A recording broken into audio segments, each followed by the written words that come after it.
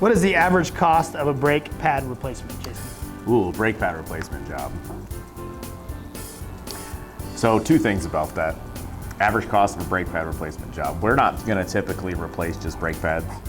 Nowadays, we wanna mate pads and rotors together. So an average pad and rotor job, you're somewhere between the 550 to 650 range on most vehicles. Okay. What does it mean when you say mate pads and rotors? So pads and rotors inherently start out flat. Okay. If you were to put new pads on a rotor that's already been on your vehicle, that has been grooved to the old set of pads that were on your car. Got it. So if you put the new flat pad on that rotor, you're likely to get warpage and shaking while driving. So that's why we recommend replacing pads and rotors as one. And again, 550 to 650 is gonna be your average brake ticket. Outstanding. And normally the warranty is what? 3 years, 36,000 miles on most brake jobs. Okay. Outstanding. I appreciate that answer, Jason. Thank you.